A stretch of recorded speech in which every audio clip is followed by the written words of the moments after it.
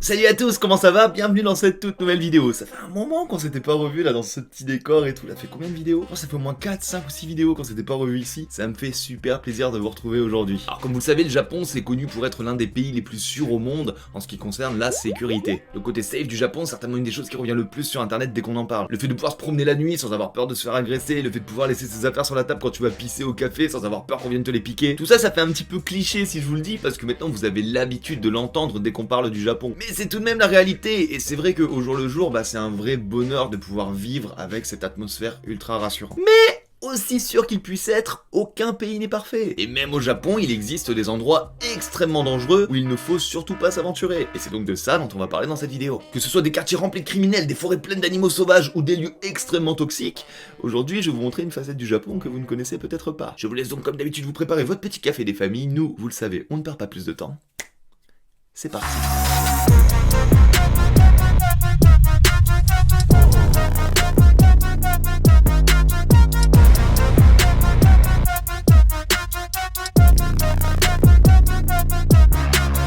Pour cette vidéo, j'ai divisé en plusieurs parties, plusieurs types, on va dire, de dangers auxquels vous pouvez faire face quand vous venez au Japon. Que ce soit les catastrophes naturelles, les lieux malfamés, les lieux extrêmement toxiques. Mais avant tout, on va commencer par l'un de ceux qui fait certainement le plus de victimes chaque année. Les animaux sauvages.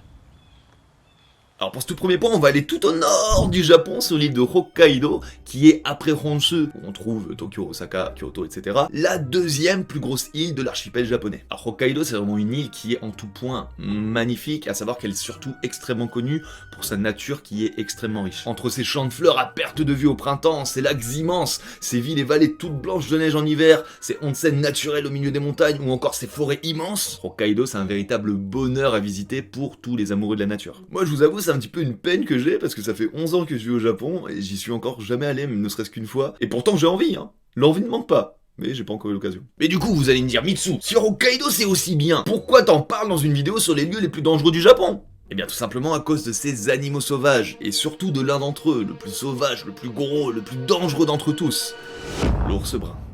Alors l'ours brun, ou higuma en japonais, il faut savoir que c'est le plus gros mammifère que vous pouvez retrouver sur l'archipel japonais. À savoir qu'il est situé uniquement à Hokkaido. Au moins voilà, tu peux pas te tromper. Tu sais où il est. Et si je vous en parle ici aujourd'hui dans cette vidéo, c'est parce que les problèmes et les attaques d'ours bruns dans la région, c'est loin d'être quelque chose de rare. On compte des dizaines et des dizaines, pour ne pas dire des centaines de cas d'attaques d'ours dans l'histoire du Japon. Comme le Sankebetsu Higuma Jiken en 1915, où un ours qui sortait tout juste de son hibernation et étant à la recherche de nourriture, s'en est pris à plusieurs reprises à des habitations dans la région, ce qui fera 7 morts et de nombreux blessés. Après cette affaire, il sera d'ailleurs rendu public que l'ours en question faisait 2,7 mètres de haut pour 340 kilos. Ah, c'est de la belle bête. Effectivement, quand t'as un monstre pareil devant toi, tu dois pas faire le malin. Et même encore l'année dernière, en 2021, on comptait pas moins de 9 cas de victimes et de décès par attaque d'ours bruns dans la région. Les experts signalant d'ailleurs que ces derniers temps, les ours avaient plus tendance à approcher les zones habitées, ce qui, vous le comprendrez, est un petit peu inquiétant pour la population locale. Vous avez peut-être même vu passer sur les réseaux sociaux ces images assez incroyables de l'ours qui s'était retrouvé en plein milieu de la ville de Sapporo l'été dernier. Ours qui, après avoir attaqué plusieurs personnes, sera malheureusement abattu par la police locale. Alors pour éviter au maximum les accidents, la préfecture de Hokkaido, elle mise beaucoup sur des campagnes de prévention pour indiquer aux gens les lieux où il faut surtout pas aller, ou encore quelle méthode appliquer si par malheur on se retrouvait à faire face à un ours brun pendant une promenade dans la montagne. Parmi celles-ci, on a par exemple éviter de se rendre seul dans les zones montagneuses. Alors je t'avoue, je comprends, c'est sûr que c'est toujours mieux d'être accompagné, mais face à un bazar de 340 kg, je pense que même à 2 ou 3, tu dois pas trop faire le malin, mais soit. Faire du bruit lorsque l'on marche dans une zone montagneuse, et ça c'est marrant parce que ça peut paraître bête, on pourrait avoir tendance à se dire bah non, il faut pas faire de bruit justement, mais au contraire, parce que le bruit ça a tendance à faire fuir les ours. C'est pour ça d'ailleurs qu'il y a pas mal de randonneurs au Japon qui ont une petite clochette accrochée à leur sac. Ensuite, on a ne pas hésiter à faire demi-tour si on trouve des crottes ou des empreintes sur le sol. C'est assez logique. Éviter de sortir au lever et au coucher du soleil, parce qu'effectivement c'est les périodes où les ours ont le plus tendance à sortir. Et pour finir, pensez à se renseigner sur les zones où des ours ont été aperçus récemment et les éviter autant que possible. Enfin voilà, tout ça pour dire que les ours à Hokkaido, c'est un véritable problème, c'est un véritable danger qu'il faut vraiment prendre au sérieux si vous décidez de venir visiter la région. Et d'ailleurs, avant de terminer sur ce point, j'aimerais faire une petite mention spéciale pour un lieu en particulier à Hokkaido, c'est le cap de Shiretoko. Alors ça se situe vraiment à l'extrémité du Japon, genre tu peux pas aller plus au nord, hein, c'est vraiment le nord de chez nord. Pour vous dire, c'est tellement au nord qu'on peut y voir les côtes de l'île de Kunashiri, qui fait partie des îles, vous savez que le Japon et la Russie se disputent là depuis des dizaines et des dizaines d'années. Shiretoko, c'est pas impossible que vous en ayez déjà entendu parler, Carré, parce que depuis le 14 juillet 2005, son parc, donc le parc national de Chiletoko, qui représente quand même plus de la moitié de la péninsule, c'est genre 386 km², c'est un bon gros parc, et bien ce parc-là, il fait officiellement partie du patrimoine mondial de l'UNESCO. Et ce qu'il faut bien comprendre, c'est que même si c'est pas forcément l'endroit le plus connu dès qu'on parle du Japon, ça reste quand même un endroit qui attire plus de 2 millions de visiteurs chaque année. Et ça, quelque part, ça se comprend quand on voit la diversité incroyable des lieux que tu peux y visiter. On y trouve plein de lacs, par exemple, comme l'immense lac d'Aosu, ou les 5 lacs de Shiretoko-goko, des cascades incroyables aussi, comme la cascade de Kumagoe no Taki, ou encore la cascade Furepe no Taki, qui a comme particularité d'être une cascade un peu spéciale, c'est-à-dire que l'eau elle coule pas par-dessus, comme une cascade normale. En fait, l'eau elle jaillit de plein de fissures à travers la roche, qui offre un spectacle magnifique, autant au printemps qu'en hiver. En hiver, là, quand tout est gelé et tout, c'est magnifique. Enfin, vous le savez. Je suis devenu fan des cascades. Et donc pourquoi je vous parle de ce lieu-là en particulier, qui a l'air vraiment magnifique, hein, à l'image de Hokkaido? Eh bien c'est tout simplement parce que qui dit lieu naturel dit donc animaux sauvages, et c'est tout simplement l'endroit avec la plus grosse densité d'ours bruns du monde. Rien que ça. Pour vous dire, il y a même toute une partie du parc qui a été totalement interdite après plusieurs cas d'attaque d'ours sur des tentes de voyageurs. Et outre les ours, qui sont déjà, vous l'avez compris, assez vénères, on peut retrouver d'autres espèces aussi dans la région, comme le renard roux du Japon, ou Kitakitsune en japonais. Et donc lui, même s'il n'est pas aussi dangereux qu'un ours brun, le problème c'est qu'il est souvent porteur d'un parasite que l'on appelle Echinococcus. Parasite qui, une fois installé dans l'organisme, peut mettre des années, voire des dizaines d'années à laisser apparaître des symptômes chez son porteur. Sauf que souvent, une fois les symptômes apparus, eh ben il est déjà trop tard. Et le pire c'est que ça, vous pouvez le choper sans même forcément rentrer en contact avec le renard en question. Il suffit tout simplement que vous buviez un petit peu d'eau près de laquelle l'un d'eux a déféqué il y a pas très longtemps, pour que le parasite s'installe tranquillement dans votre organisme. Coucou. Enfin, donc voilà, morale de l'histoire, si vous avez prévu d'aller à Hokkaido, pensez à acheter des clochettes et des bouteilles d'eau. Les catastrophes naturelles. Alors les catastrophes naturelles, vous le savez maintenant, ça fait vraiment partie de notre quotidien au Japon. On a vraiment le sentiment que genre, lors de la création du monde, qu'on a décidé un petit peu de à quel endroit on allait mettre quelle catastrophe naturelle, t'as un gars qui est passé par là et il a décidé de tout foutre sur le Japon. Ah, le mec il s'est fait un kiff. Parce qu'on va pas se mentir, entre les typhons, les séismes, les tsunamis, les glissements de terrain, les inondations, les volcans, waouh! Je sais pas ce que la planète elle a contre le Japon, mais ça fait beaucoup là quand même. Et ça je l'ai vite compris d'ailleurs dans mon cas, parce que à peine arrivé au Japon le 11 mars il y a 11 ans là, je me suis retrouvé le jour même à faire face au chaos total qui suivait le plus gros tremblement de terre de ce siècle, suivi de l'un des tsunamis les plus ravageurs que le Japon et le monde ait connu. Donc oui, le Japon et les catastrophes naturelles, c'est une longue histoire, mais laissez-moi tout de même vous parler aujourd'hui de certains lieux en particulier. Miyakejima. Alors Miyakejima, c'est une île dite volcanique qui est située sur l'archipel d'Izu, qui est pas très loin d'ici, hein, c'est assez simple d'y aller à partir de Tokyo. Et elle est donc surtout connue pour son volcan, le mont Oyama, qui a une certaine tendance à rentrer en éruption assez souvent. En 1940 par exemple, il y avait une grosse coulée de lave qui avait déjà fait 14 victimes, toutes décédées de la catastrophe. Ou en 1953 par exemple, où on comptait 31 personnes situées sur un navire près des côtes, qui elles aussi sont toutes décédées. Pour vous dire, l'île elle a même été totalement évacuée entre 2000 et 2005 pendant 5 longues années quand même, après que le volcan ait menacé d'exploser, après plusieurs secousses, et aussi par prévention des différentes vapeurs toxiques. Donc voilà, en matière de lieux pas très safe, je pense que Miyakejima il fait un plutôt bon score. Alors aujourd'hui, en 2022, tout va bien, l'île est de nouveau habitable et habitée, et vous pouvez très facilement aller y faire un tour pour profiter de sa nature, de ses paysages, qui comme Hokkaido sont extrêmement diversifiés, entre ses plantes, entre ses oiseaux très rares. Je vous invite d'ailleurs à aller voir la vidéo que Tev avait fait là-bas il y a 3-4 ans à peu près, pour que vous puissiez vous-même vous rendre compte de la beauté des lieux. Mais il faut quand même garder à l'esprit que malheureusement, tous les habitants de l'île vivent encore aujourd'hui avec une énorme épée de Damoclès au-dessus de la tête. Parce que personne ne sait quand le volcan va se réveiller à nouveau, et si cette fois ça ne sera pas fatal pour les villes et les villages qui l'entourent. La côte pacifique.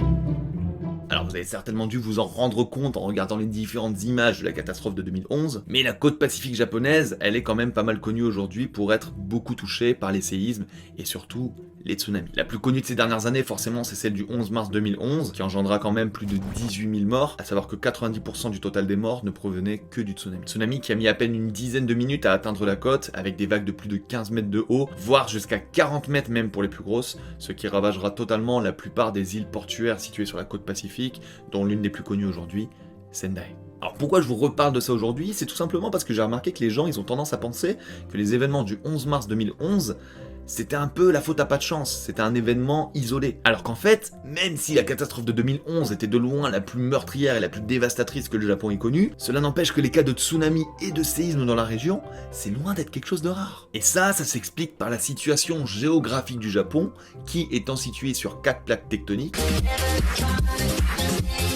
Non, Jean-Kévin, c'est pas de ça qu'on parle. Fait qu'il est très courant que la Terre tremble dans cette région en particulier, ce qui cause des séismes et donc des tsunamis qui peuvent être extrêmement meurtriers, comme ils l'ont déjà été par le passé. Kyushu. Alors un autre type de catastrophe naturelle dont on ne parle pas trop mais qui sont extrêmement présentes au Japon, surtout dans la région de Kyushu du coup, ce sont les glissements de terrain et les inondations. Et quand je vous dis que c'est vraiment quelque chose à prendre en compte, dites-vous que chaque année on a droit à des breaking news qui nous montrent des villes complètement englouties sous les eaux, ou de maisons qui ont décidé de se déplacer comme ça sur plusieurs kilomètres, emportées par des coulées de boue dévastatrices. Alors tout comme les tsunamis, il faut comprendre que c'est un phénomène que l'on peut retrouver à plusieurs endroits du Japon. C'est pas situé que dans le Kyushu. Mais on peut dire sans trop se tromper que le Kyushu, ils sont un peu abonnés Prime, qu'ils y ont droit presque tous les ans. Rien que le 14 août dernier par exemple, il y a eu des inondations tellement intenses qu'on a dû faire évacuer plus d'1 million de personnes. Et heureusement, la catastrophe n'aura fait cette fois qu'un seul mort et 2 disparus. Contrairement à l'année 2020, à peine un an plus tôt, où là on comptait une 50aine de morts dans la région de Kumamoto, où des pluies torrentielles avaient créé, vous l'avez compris, des inondations et des glissements de terrain. Enfin voilà, tout ça pour dire que, vous l'avez compris, le Japon au niveau catastrophe naturelle, il est plutôt gâté. Et même si j'ai mis en avant certains endroits en particulier dans cette vidéo, il faut bien comprendre que malheureusement, il n'y a aucun endroit qui est totalement safe au Japon lorsque l'on parle de catastrophes naturelles. Et d'ailleurs, je reviendrai dans une prochaine vidéo sur les lieux dangereux à Tokyo, cette fois, et vous allez voir que même dans la capitale, c'est loin d'être totalement sécure. Les lieux toxiques. Alors si je vous dis lieux toxiques au Japon, je pense que la plupart d'entre vous vont me citer la catastrophe de Fukushima en 2011, et vous auriez totalement raison. Parce qu'en effet, outre le séisme et le tsunami dont on a déjà parlé, ce qui a rendu la catastrophe aussi célèbre, c'est bien évidemment ce qui s'est passé au niveau de la centrale nucléaire de Fukushima, qui laisse encore aujourd'hui une cicatrice profonde dans la société nippone, l'incident ayant provoqué une importante contamination autant terrestre que maritime. Parce que même si beaucoup d'endroits sont considérés comme ayant des risques de radiation très minimes selon l'OMS, l'Organisation mondiale de la santé, ça n'empêche effectivement qu'il peut subsister des traces de radioactivité assez importantes dans certaines zones. Moi le conseil que je peux vous donner, c'est de vous renseigner en amont sur internet avant de visiter certaines zones de la région, parce qu'il existe des cartes où sont écrits les zones à risque, les zones où il ne faut surtout pas aller sous peine d'être contaminé, à savoir qu'en étant contaminé, vous pouvez choper des cancers, voire des maladies graves. Mais voilà, ceci étant dit, quand on parle de lieux toxiques au Japon, il y a un autre endroit qui me vient à l'esprit et qui pourtant n'est vraiment pas très connu, j'ai l'impression, de la plupart des gens. J'ai même été surpris de voir qu'il y avait très peu d'informations en anglais ou en français sur internet, tous les sites que j'ai trouvés étant en japonais. Les onsen toxiques de Kamikawa à Hokkaido. Ouais, encore Hokkaido. Comme quoi la vie fait pas le moine. Alors les Yudoku Onsen, comme on les appelle en japonais, c'est des sources chaudes qui sont situées du côté de Kamikawa-cho à Hokkaido. Et croyez-moi, ces onsen là, vous avez pas envie de vous baigner dedans.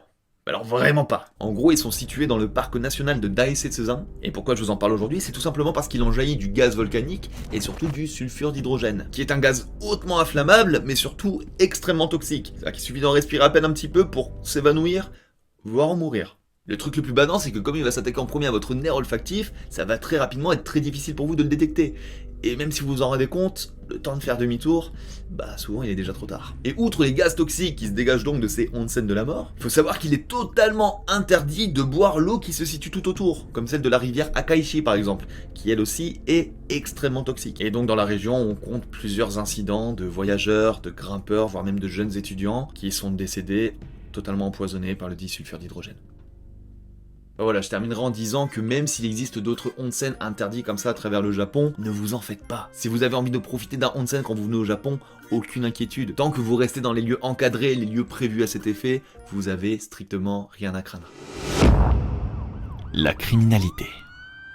Bon, là je pense que pas mal d'entre vous doivent être surpris, parce que c'est vrai que lorsque l'on parle du Japon, une des premières choses qui revient, c'est le fait que la criminalité est l'une des plus faibles dans le monde entier. Et en soi, c'est totalement vrai. Je vous avoue que moi, même après 11 ans à vivre ici, j'ai très rarement eu l'occasion de voir des crimes ou autres incidents, et l'atmosphère générale de vie ici, il est extrêmement paisible, on va pas se mentir. Mais un pays avec un taux de criminalité zéro, ça n'existe pas. Et au Japon aussi, on peut trouver des quartiers malfamés où il est préférable d'éviter de s'y aventurer. Comme l'un des plus connus du Japon, et pourtant très peu connu des étrangers, Airin Nishinari, à Osaka.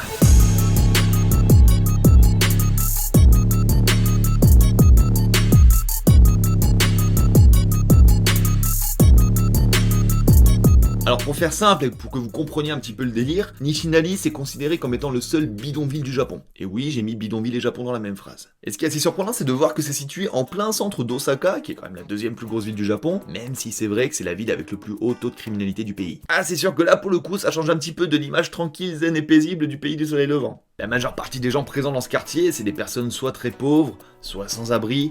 On peut même y trouver des gens qui fuient leurs dettes, voire même des criminels recherchés. En gros, on peut dire que c'est un espèce de melting pot de tous les malfrats du Japon. Mais du coup, pourquoi tous ces gens-là ils sont réunis dans cet endroit en particulier, vous me direz? Bien ça vient du fait que le quartier il est rempli de sous-traitants, qui offrent des boulots souvent très durs comme de la manutention, des travaux, voire parfois certaines personnes sont même envoyées sur des lieux à risque, comme les sites nucléaires autour de Fukushima, etc. C'est souvent des boulots qui sont très mal payés, sans aucune sécurité sociale, ni même aucune garantie de recevoir vraiment l'argent après avoir fait le boulot. Sauf que les employeurs, étant eux assez conscients de la situation assez complexe, on va dire, des gens du quartier, ils en profitent en offrant du travail à tout le monde, sans jamais demander ni le nom, ni le passif de la personne, mais en profitant bien pour sous-payer tout le monde, parce qu'ils savent très bien qu'au final, ces gens-là, ils peuvent pas aller se plaindre aux autorités. Alors pour que vous compreniez bien quand même l'ampleur du truc, on parle de pas moins de 30 000 personnes qui travaillent, voire vivent dans ce quartier. C'est d'ailleurs pour ça que dans le quartier on trouve pas mal de ce qu'on appelle des doya, qui sont des espèces de petites chambres d'hôtel miteuses qui coûtent à peu près 500 yens, donc un peu moins de 4 € la nuit. Et d'ailleurs ces dernières années, enfin avant le Covid, on voyait de plus en plus de touristes étrangers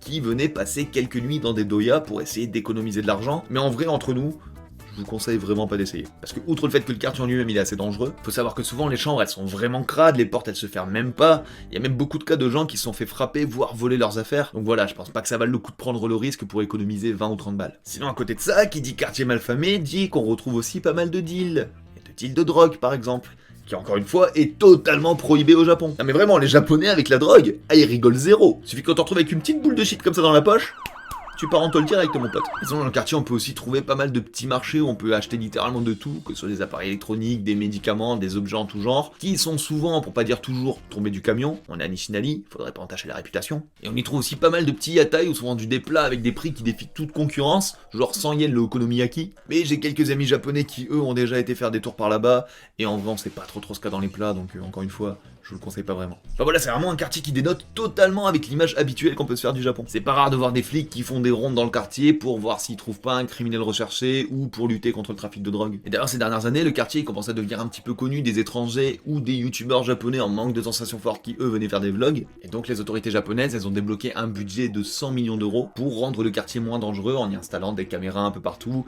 et en commençant à mettre en place des plans de reconstruction, ce qui ne plaît pas trop, vous l'imaginez, aux habitants locaux. Donc voilà, en ce qui concerne la criminalité au Japon, c'est vrai que Airin Nishinari à Osaka, c'est un petit peu le mot qui revient en premier dans la bouche des Japonais, même si vous l'avez compris, c'est pas impossible que tout cela change d'ici quelques années. Et d'ailleurs, même si Nishinari ça reste le quartier emblématique de la criminalité au Japon, il faut savoir qu'il y a d'autres quartiers où il faut quand même éviter de mettre les pieds, surtout après une certaine heure, comme Kotobukicho à Yokohama ou Roppongi Kabukicho à Tokyo. Mais ça, j'en reparlerai dans une autre vidéo. Les risques d'accident. Alors pour terminer, j'aimerais finir sur ce point-là, parce que là aussi on voit beaucoup d'accidents chaque année, autant chez les Japonais que chez des touristes étrangers amoureux de nature qui viennent au Japon. Ce sont les montagnes japonaises, qui vous le savez peut-être sont extrêmement appréciées par beaucoup, mais qui pour certaines d'entre elles comptent malheureusement leur lot d'accidents meurtriers, dont une en particulier. Le mont Tanigawa. Alors le mont Tanigawa, je pense que la plupart d'entre vous, vous en avez certainement jamais entendu parler, et pourtant c'est un endroit qui est assez connu des randonneurs, qui lui ont même donné un surnom, l'Everest de l'Est. Il est situé à la frontière entre les préfectures de Gunma et Niigata, à l'ouest de Tokyo, et il culmine à 1977 mètres d'altitude. Et donc pourquoi je vous parle de cette montagne-là en particulier aujourd'hui? C'est tout simplement parce qu'elle est surtout connue pour son deuxième surnom, qu'elle porte plutôt bien, la montagne de la mort. Ah, c'est sûr que c'est pas rassurant quand t'entends ça, mais je vais vous donner les chiffres et vous allez vite comprendre. C'est-à-dire que depuis sa première exploration en 1930, on y compte déjà plus de 800 personnes décédées en tentant de la grimper. Pour la comparaison, même l'Everest, qui lui culmine à 8848 mètres d'altitude et qui est lui aussi assez connu pour le nombre de personnes qui sont décédées en essayant de le grimper, ne compte qu'à peine plus de 200 personnes décédées sur la même période. Pour vous dire, c'est une montagne qui est tellement dangereuse qu'il est même déconseillé aux personnes non expérimentées d'essayer de grimper les zones les plus sûres de la montagne. Et donc qu'est-ce qui rend le mont Tanigawa aussi dangereux au final? Bah là on peut citer plusieurs choses, comme ces grandes parois rocheuses sur le côté est de la montagne qui attirent beaucoup les personnes en recherche de sensations fortes, personnes qui viennent surtout pendant l'été ou l'automne, durant lequel les feuillages devenant plus épais, et il devient également très facile de s'y perdre. Une autre chose aussi qui rend cette montagne totalement imprévisible, c'est sa météo. Parce qu'étant située pile à la frontière entre Gunma et Niigata, il y a deux systèmes météorologiques qui s'y confrontent, ce qui crée des changements soudains et donc des conditions météo extrêmes et totalement imprévisibles. En hiver par exemple, il est totalement interdit aux grimpeurs, quelles que soient leurs compétences, de tenter de grimper la montagne, à cause des importantes chutes de neige et avalanches très fréquentes. Il y a même certaines corniches où la neige elle peut s'accumuler jusqu'à 20 mètres après le bord, ce qui fait que les grimpeurs ils ont l'impression de marcher sur du solide et plouf. Il se retrouve à faire une chute, souvent mortelle malheureusement. Enfin voilà, le mont Tanigawa, vous l'avez bien compris, malgré sa beauté qui est totalement indiscutable, c'est une des montagnes, voire la montagne la plus dangereuse du Japon. Et même si parmi vous il y a certaines personnes qui sont fans d'alpinisme ou d'escalade, je vous déconseille fortement d'essayer. Mais je tiens quand même à préciser que si jamais vous voulez aller visiter les environs, c'est tout à fait possible l'été, une fois que la neige a bien fondu. Il existe des sentiers de randonnée plus doux, des téléphériques pour vous transporter à travers la montagne. Moi personnellement j'ai jamais eu encore la chance d'y aller, mais quand je vois les images, je vous avoue que j'ai bien envie d'essayer. Alors bien sûr j'aurais pu vous parler d'autres monts, comme le fameux mont Fuji, qui lui aussi peut être très dangereux l'hiver et qui lui aussi compte pas mal de décès. Mais je me suis dit que voilà, c'était peut-être plus intéressant de vous parler du mont Tanigawa, qui outre le fait qu'il est beaucoup moins connu, il est aussi beaucoup plus dangereux que notre cher Fuji-san. Et donc voilà, on arrive enfin sur la fin de cette vidéo, j'espère qu'elle vous a plu, merci beaucoup d'avoir regardé jusqu'au bout. N'hésitez surtout pas à marquer dans les commentaires quel est le lieu où vous avez surtout pas envie de mettre les pieds parmi tous ceux que je vous ai cités. Moi personnellement, je pense que c'est les onsen à Hokkaido là, c'est mort. Je pense à un de ces quatre, pourquoi pas vous refaire une vidéo un petit peu dans le même style, mais cette fois avec des lieux dangereux, à Tokyo en particulier. Donc voilà, dites-moi si ça vous intéresserait. Sinon comme d'habitude, je compte sur vous pour le pouce en l'air, l'abonnement, le partage, partagez cette vidéo, ça pourrait sauver la vie de quelqu'un. Et sinon, nous on se retrouve mercredi prochain 14h sur cette même chaîne pour une toute nouvelle vidéo. Sur ce, écoutez, c'était Mitsu pour vous servir. Bye!